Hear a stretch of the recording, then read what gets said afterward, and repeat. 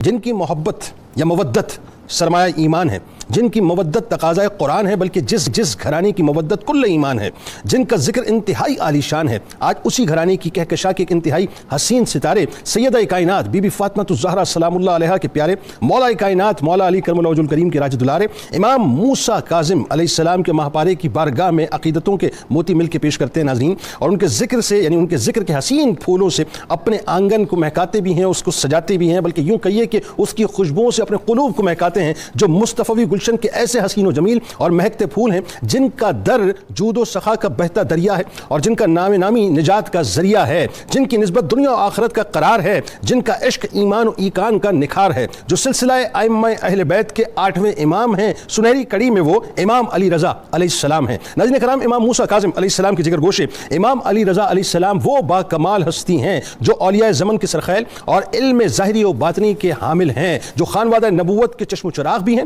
اور اپنے زمانے میں اہل بیت کے سردار بھی ہیں، مشہد کی سرزمین جن کے نور سے آج بھی چمک رہی ہے، اور غلاموں کے دلوں کی دنیا جن کے ذکر سے آج بھی مہک رہی ہے، جو اپنے جد باب مدینۃ العلم کے علمی و عرفانی ورثے کے مکمل طور پر محافظ بنے، جن کے سر اقدس پر یہ تاج سجا کہ خود ان کے بابا جان جناب امام موسیٰ کاظم علیہ السلام نے خاندان والوں کے سامنے اعلان فرمایا کہ علی رضا عالم آل محمد صلی اللہ علیہ وآلہ وسلم ہے۔ ناظرین کرام، جبر کے عالم میں بھی امام علی رضا علیہ السلام کا گھرانہ تعلیم کا، اخلاقیات کا اور روحانیت کا مکمل طور پر مرکز تھا کہ اس زمانے میں تشنگان علم و فیض اسی مصطفی چشمہ حیات سے تسکین پاتے، اور یہ سب اس وجہ سے تھا کہ امام علی رضا علیہ السلام کی چشمان مبارک جس نورانی گھر میں کھلتی ہے وہ گھرانہ کوئی عام گھرانہ نہیں ہے، بلکہ مولا کائنات مولا علی کرم اللہ وجہ الکریم کا گھرانہ ہے، جہاں مولا کائنات کا علمی اور روحانی فیضان بھی ہے اور نسب پاک کی رفعتیں بھی موجود ہیں۔ یہی وجہ ہے کہ دادا جان امام جعفر صادق علیہ السلام اور بابا جان باب الحوائج امام موسیٰ کاظم علیہ السلام کے توسط سے آپ علیہ السلام کو وہ فیضان عطا ہوا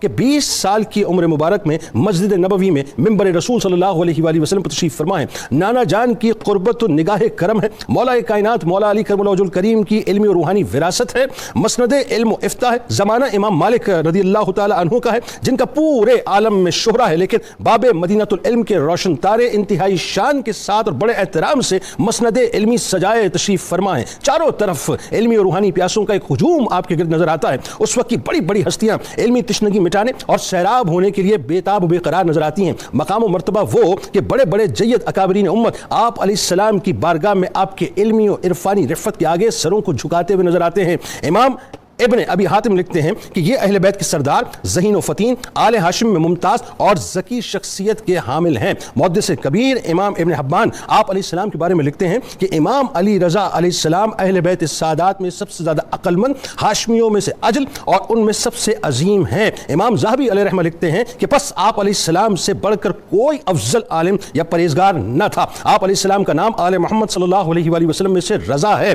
یعنی نام رضا اس بات کا پتہ دیتا ہے کہ آسمان و زمین میں خداوند عالم رسول اکرم صلی اللہ علیہ وآلہ وسلم اور ائمہ طاہرین نیز تمام مخالفین و موافقین آپ سے راضی تھے۔ ناظرین کرام، کیا مقام اور کیا مرتبہ اللہ نے آپ کو عطا کیا کہ امت میں آپ اہل بیت کے عظیم چراغ ہیں، نبوت کے دمکتے مہتاب ہیں، علم و عرفان اور کرم و جمع مردی کا خزانہ اور عظیم القدر مشہور ذکر تھے۔ آپ علیہ السلام کی کرامات بے شمار ہیں جو شمار سے یقیناً باہر ہیں۔ بس یوں سمجھ لیجیے، میں آخری بات عرض کر رہا ہوں کہ آپ نے مقام اور مرتبہ وہ پایا کہ مولا کائنات مولا علی کرم اللہ وجہ الکریم کی جو لیگیسی تھی ناظرین، وہ فقر و فاقہ کی، آپ نے اس کو مکمل طور پر ریوائیو کر دیا۔ یعنی جس وقت آپ کو مامون الرشید نے ایک خاص مقصد کے تحت ولی عہدی دی تو آپ نے اس ولی عہدی کو اختیار اس انداز سے نہ کیا، یعنی دنیا کو آپ نے ٹھوکر ماری، آپ نے حکومت کو ٹھوکر ماری، اور آپ نے وہی فقر و فاقہ جو مولا کائنات کا تھا اسی کو اختیار کیا۔ یعنی آپ نے کسی قسم کا پروٹوکول نہیں رکھا، دربار نہیں رکھے، اور وہ جو حق تھا بنیادی طور پہ تبلیغ کا، آپ نے منوان اس کو ادا کیا۔